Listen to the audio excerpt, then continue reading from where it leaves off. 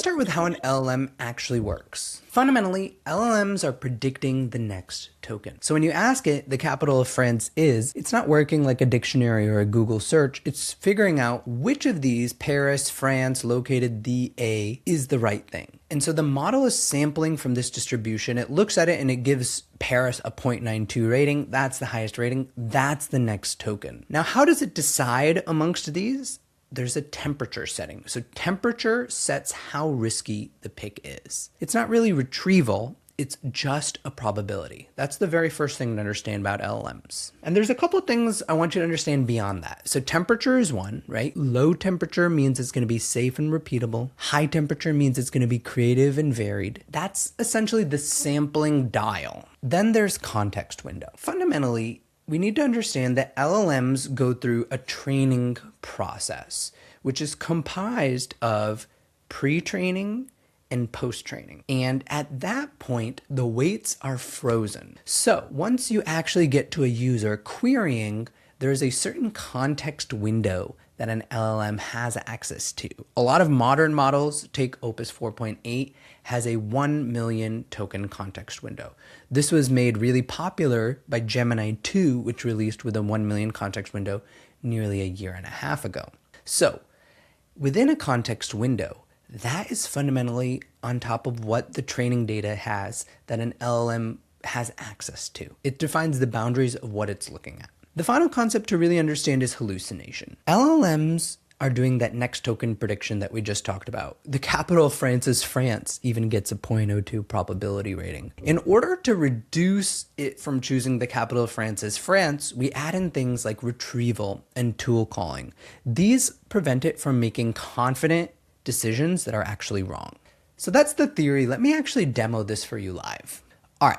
Let's get into Google AI Studio and see temperature in action. We're going to ask it to name an animal with temperature 0. It's tried capybara. So theoretically, under temperature 0, if this is true, we should get capybara again. Now, under temperature 1, we should be less likely to get the exact same animal because capybara shouldn't dominate the distribution. Let's see. We'll try it once. We got temperature 1. Capybara. Now, if we do it again and again and again, theoretically, under temperature 1, it should be more likely to change.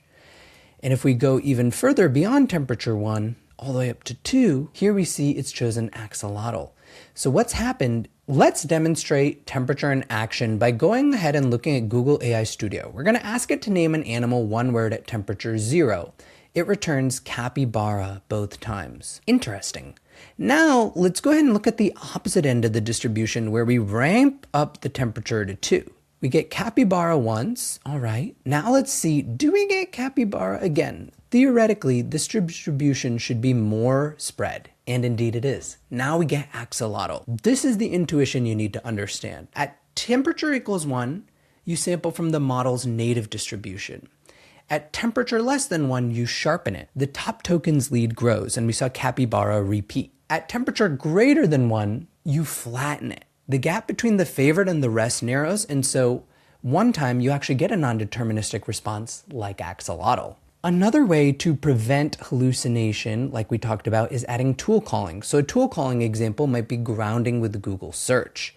And so even at a temperature of 2, if we do something like the population of the USA is less than 5 words, you're going to see the population is approximately 349 million with 4 sources. And if we do it now, we get approximately 349 million people with 6 sources. So we're getting fundamentally the same fact, but a slightly different answer, actually. And so that's where tool calling comes in to reduce hallucinations. Now let's challenge it and get the intuition of context. So here we're looking at a 1 million token context book, the entire book, War and Peace by Leo Tolstoy.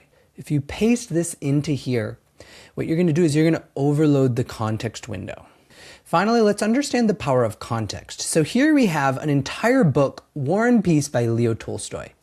What happens when we paste this into Google AI Studio? Well, it's less than 1 million tokens. And so we get a really good response. And that is the power of your context window. Now what happens when you overload your context window? I'm going to go grab Crime and Punishment, another huge book. So we've now given it more than 1 million tokens. As you can see, an internal error has occurred.